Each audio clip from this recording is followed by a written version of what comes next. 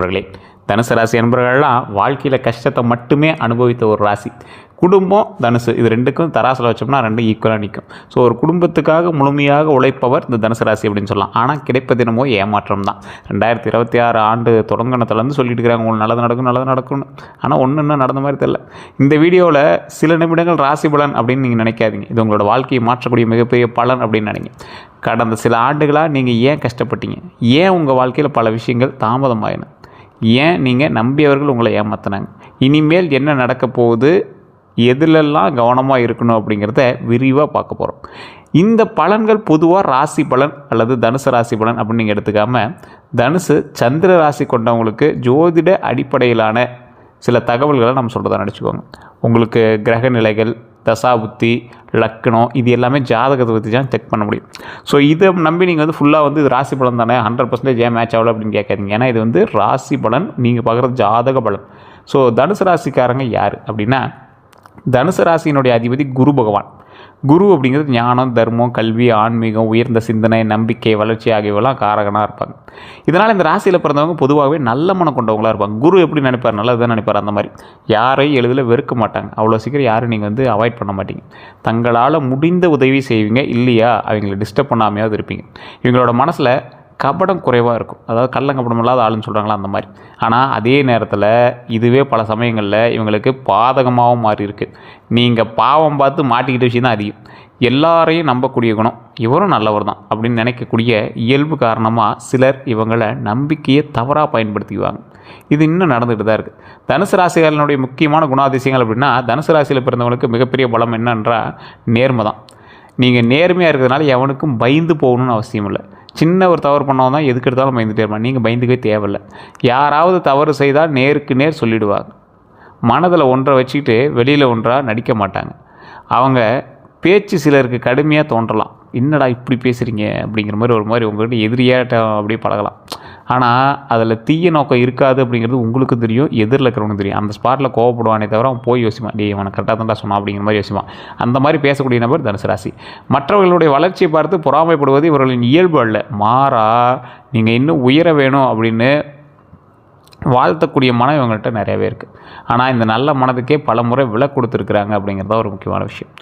ஏன் இவங்களோட வாழ்க்கையில் மீண்டும் மீண்டும் ஏமாற்றங்கள் இது வரைக்கும் நீங்கள் யோசிச்சிருக்கீங்களா? ஏன் உங்களோட வாழ்க்கையில் இது வரைக்கும் மீண்டும் மீண்டும் ஏமாற்றங்கள்? நீங்கள் பாட்டுக்கு போகிறீங்க, தோற்றுறீங்க, இல்லை ஏமாந்துடுறீங்க, வந்துடுறீங்க, இப்படி தான் போய்ட்டுருக்கு. ஏன் அந்த ஏமாற்றங்கள்னு யோசிச்சிருக்கீங்களா? கடந்த சில வருடங்கள் நினைத்து பாருங்கள். நீங்கள் நம்பிய ஒருவர் உங்களை விட்டு விலகி இருக்கலாம். உறவினர் ஒருவர் செய்த செயல் மனதில் ஆழமாக காயத்தை ஏற்படுத்தியிருக்கலாம். நண்பர் ஒருவர் உங்கள் வாழ்க்கையில் உடைந்திருக்கலாம். சிலருக்கு தொழிலில் பங்குதாரர் மூலமாக ஏமாற்றம் ஏற்பட்டிருக்கலாம், அதாவது பார்ட்னர் மூலமாக ஏமாற்றம் ஏற்பட்டிருக்கும். சிலருக்கு காதலில் துரோகம் ஏற்பட்டிருக்கும். சிலருக்கு குடும்பத்திலேயே மதிப்பில்லாத நிலை ஏற்பட்டிருக்கும். இது எல்லாமே இந்த ராசிக்காரர்களுக்கு எல்லாருக்கும் ஒரே மாதிரி நிலந்திருக்கணும் அப்படின்னு அவசியம் இல்லை, வேறு வேறு மாதிரி. ஆனால் பல தனுசு ராசிக்காரர்கள் கடந்த ஆண்டுகளில் நம்பிக்கை தொடர்பான சோதனைகளை எதிர்கொண்டதாக உணர்ந்திருக்கலாம். இது உண்மை. இது நடந்துச்சா இல்லையான்னு மறக்காம கமெண்ட்ஸில் பதிவிடுங்க. நம்பிக்கை ரீதியாகவும் துரோகம் ரீதியாகவும் நீங்கள் சில செயல்களை அனுபவிச்சே ஆகணும் அப்படிங்கிறது உங்களுடைய ஜாதக ரீதியான விஷயத்தில் இருக்குது, ராசி ரீதியான விஷயத்தில் இருக்குது. நான் எல்லாருக்கும் நல்லது செஞ்சேன், ஆனால் எனக்கு தான் ஏன் இப்படிலாம் அப்படின்னு நீங்கள் உங்கள் கேள்வி இருக்குல்ல. இந்த கேள்வி பல தனுசு ராசிக்காரர்களோட மனசில் எழுதிட்டே இருக்குது. உதவி செய்தவங்களே மறந்துடுவாங்க. நீங்கள் யாருக்கு உதவி செஞ்சீங்களோ அவன் தான் உங்களுக்கு முதல் எதிரியாக இருப்பான். நம்பிக்கை வைத்தவர்களே விலகிடுவாங்க. குடும்பத்திற்காக உழைத்தும் பாராட்டு கிடைக்கல அப்படிங்கிறது உங்களோட பாயிண்ட்டு. உழைப்புக்கேற்ற வருமானம் கிடைக்கல அப்படிங்கிறது உங்களோட பாயிண்ட்டு. இந்த அனுபவங்கள் பலருக்கு மனச்சோர்வை ஏற்படுத்தியிருக்கலாம். ஜோதிட பார்வையில் வாழ்க்கையில் சோதனைகள் அப்படிங்கிறது ஒரு கட்டமாக கருதப்பட்டுக்கிறது. அது ஒருவரை முதிர்ச்சி அடைய செய்யும். பல நம்பிக்கைகளை உடைக்கக்கூடிய ஒரு விஷயமா இது அதாவது ஒரு ஓப்பனாக சொல்லணும் அப்படின்னா, நிறைய பேர் ஜோதிடத்தை நம்புறதில்ல. யூடியூப்பில் போட்டாங்க அப்படின்னா ஜோதிடம் பொய்யாக தான் இருக்கும் அப்படின்னு நீங்களே மைண்டில் ஃபிக்ஸ் பண்ணிக்கிறீங்க. இது ஜோதிட ரீதியான பலன் அப்படிங்கிறத மட்டும் ஞாபகம் வச்சுக்கோங்க. ராசி ரீதியான பலன், உங்களோட ஜாதக பலன் இல்லை. அதை ஃபஸ்ட்டு முன்னாடியே சொல்லிடும்.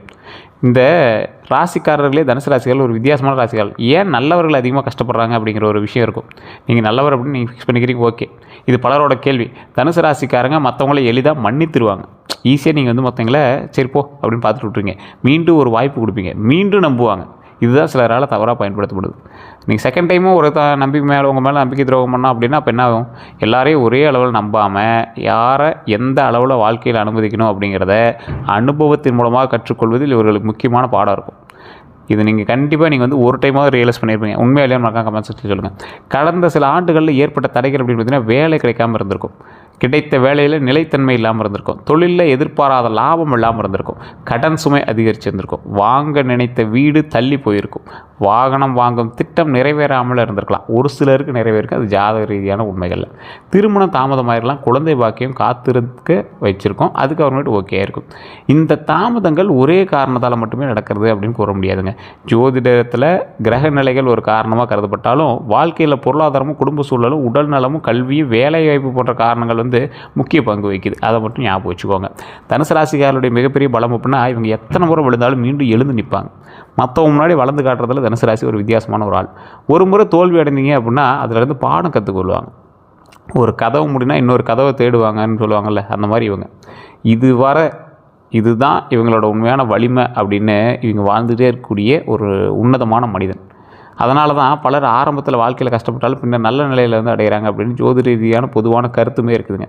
யார்கிட்ட நீங்கள் எச்சரிக்கையாக இருக்கணும் அப்படின்னா, 2026 குறிப்பாக இந்த 2026 6-7 மாதம் முடிய போகுது. இப்போ அளவுக்கு மீறி புகழ்பவர்கிட்ட ரொம்ப எச்சரிக்கையாக இருங்க. உங்கள் வருமானத்தை பற்றி உங்கள்கிட்ட கேட்குறாங்களா, அவங்ககிட்ட எச்சரிக்கையாக இருங்க. கடன் வந்து உங்கள்கிட்ட பணமாக கேட்குறான்ல, கொஞ்சம் பணமாக கொடுத்தீங்கன்னா அப்புறம் சரி பண்ணி தந்துடுவேன், இல்லை நகையாக கொடுத்தீங்கன்னா பேங்கில் வச்சு தந்துடுவேன். இந்த மாதிரி ஆள்கிட்ட ரொம்ப எச்சரிக்கையாக இருங்க. உங்கள் குடும்ப விஷயங்களை தெரிந்து கொள்ள முயல்பவர்கள்ட்ட எச்சரிக்கையாக இருங்க. நான் பார்த்துக்கொள்கிறேன் அப்படின்னு உங்கள்கிட்ட கூடுறான் பார்த்தீங்கன்னா, அவன்கிட்ட தான் நீங்கள் ஃபஸ்ட்டு எச்சரிக்கையாக இருக்கணும். அவன் தான் வச்சு செய்ய போகிறான். இவங்ககிட்ட சற்று கவனமாக இருக்கிறது ரொம்ப நல்லது. அதே மாதிரி எல்லாரையும் சந்தேகிக்க தேவையில்லை, அதை மட்டும் கொஞ்சம் பார்த்துக்கோங்க. ஆனால் முக்கியமான முடிவுகளை உணர்ச்சி வசப்பட்டு உணர்ச்சியை விட சிந்தனைக்கு முன்னுரிமை கொடுத்து அதுக்கு தகுந்த மாதிரி நீங்கள் யோசிச்சிங்க அப்படின்னா நல்லது நடக்கும். மனதளவில் ஏற்பட்ட காயங்கள்னு பார்த்தீங்கன்னா, பல தனுசு ராசிக்காரர்கள் வெளியில் சிரிச்சுக்கிட்டு இருந்தாலும் உள்ளுக்குள்ளே நிறைய சுமைகளை வச்சுட்ருக்கீங்க. தங்கள் கவலைகளை எல்லாரிடமும் பகிர்ந்து கொள்ள மாட்டாங்க. இரவு நேரங்களில் தனியாக யோசிப்பீங்க, தனியாக பேசுவீங்க, தனியாக அழுதுருக்கீங்க. தனியாக 4 அறையில் ஒரு தலைவாணி தான் உங்களோட பாதுகாப்பாக இருந்திருக்கு. எப்போது என் வாழ்க்கையில் மாறும், எப்போ என் வாழ்க்கையில் சந்தோஷம் கிடைக்கும், எப்போ என் வாழ்க்கையில் கடன் பிரச்சனை தெரியும், எப்போ நான் நிம்மதியாக இருப்பேன் அப்படிங்கிற கேள்வி பலமுறை மனதில் வந்துகிட்டே இருக்குது. அதே நேரத்தில் இந்த அனுபவங்கள் உங்களை மேலும் வலிமையாக்கும் முடியும் அப்படிங்கிறத ஞாபகம் வச்சுக்கோங்க. இந்த ஆண்டு ஒரு புதிய தொடக்கமாக இருக்க போகுது.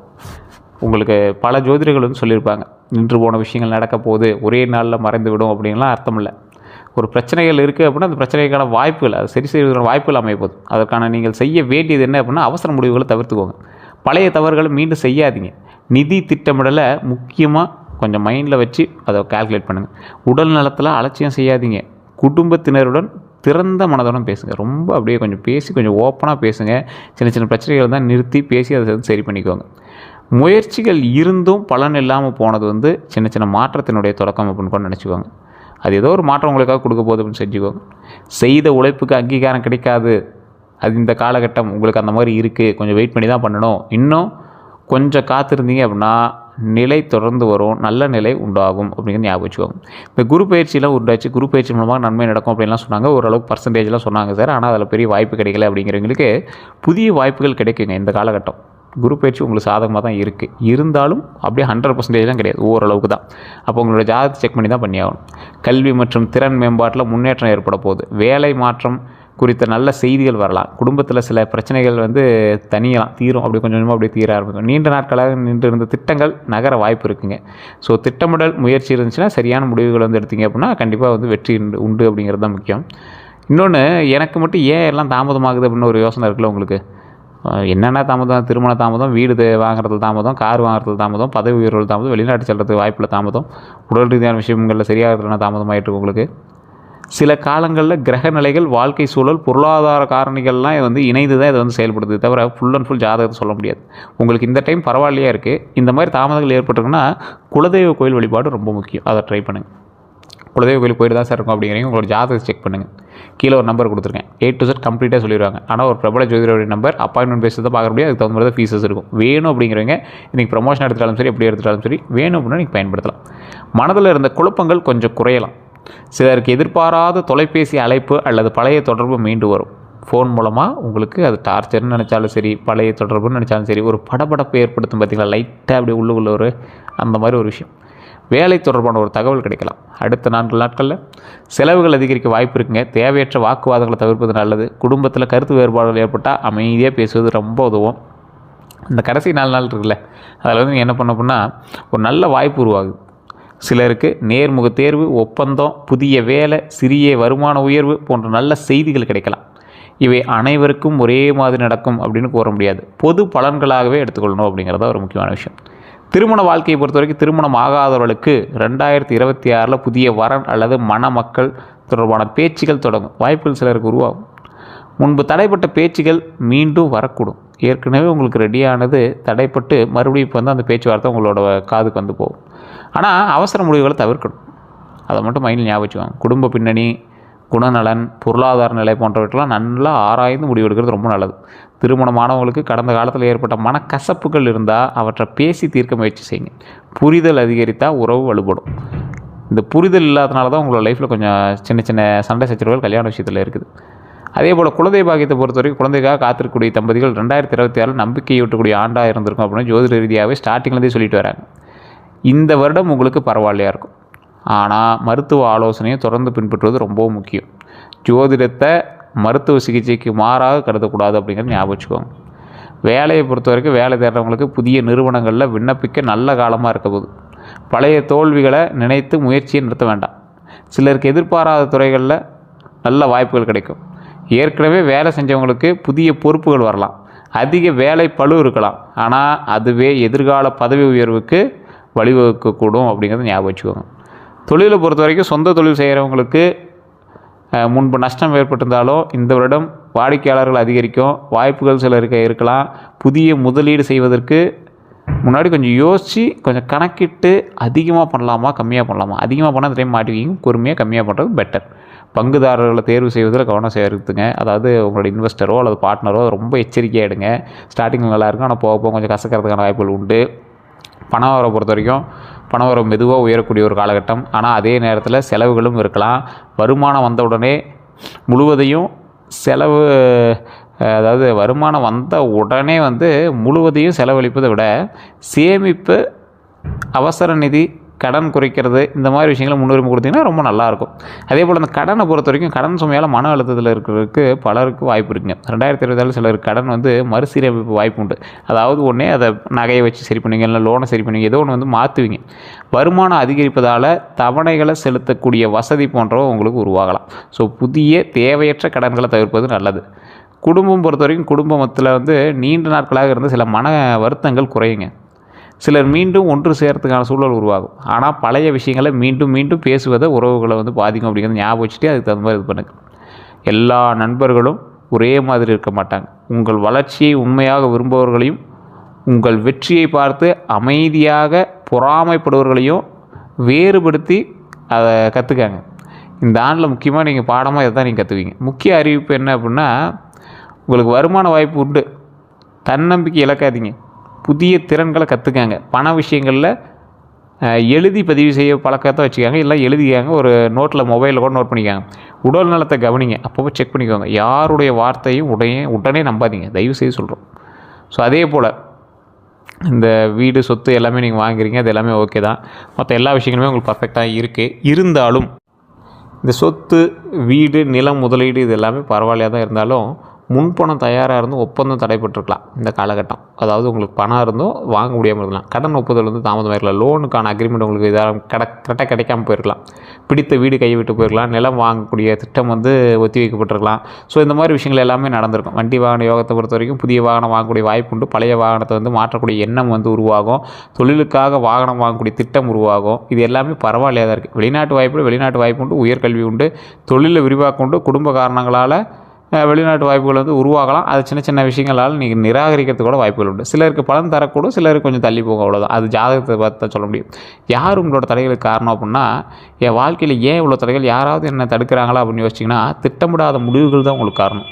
பொருளாதார சிக்கல்களும், தவறான கூட்டாளிகள், தகவல் பற்றாக்குறை, கால தாமதங்கள், சில நேரங்களில் நம்மளோட சொந்த தயக்கமும் அது காரணமாக இருக்கும். மற்றபடி உங்களுக்கு வெளி எதிரிகள் யாரும் கிடையாது. கூட்டாளிகள் ஏதாவது இருக்காங்க அப்படின்னா நண்பர்கள்ட்ட கொஞ்சம் எச்சரிக்கையாக இருங்க.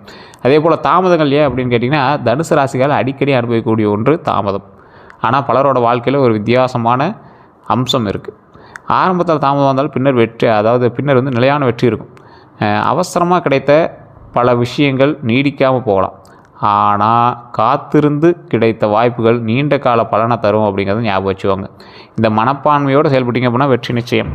அதே போல் செய்வன கந்திஷ்டி அப்படிலாம் பார்த்திங்கன்னா செய்வன இருக்குதா இல்லை கந்திஷ்டி யாராவது வச்சுருக்காங்களா அப்படின்னு பார்த்திங்கன்னா அந்த சமூக விஷயங்களில் இதெல்லாம் நீங்கள் பெருசாக எடுத்துக்கல அப்படின்னாலும் பரவாயில்ல. குலதெய்வ கோயிலுக்கு போயிட்டு வாங்க. உங்களுக்கு ஏதாவது வேலை இழப்போ அல்லது உடல்நல பிரச்சனையோ பொருளாதார சிக்கலோ அல்லது குடும்ப கருத்து வேறுபாடுகள் போன்றவற்றெல்லாம் இருந்துச்சு அப்படின்னா கண்டிப்பாக அதெல்லாம் கொஞ்சம் வாய்ப்புகள் இருக்கிறதுக்கு வாய்ப்புகள் இருக்குது. அதே போல் தேவையான இடத்துல மருத்துவ ஆலோசனை பெற்றுக்கோங்க. நிதி திட்டமிடல் கொஞ்சம் பார்த்துக்கோங்க. சட்ட ஆலோசனை பார்த்துக்கோங்க. மனநல ஆதரவு கொஞ்சம் பெற்றுக்கோங்க. மற்றபடி எல்லாமே கொஞ்சம் பொறுமையாக ஹேண்டில் பண்ணவே நல்லதாக இருக்கும்.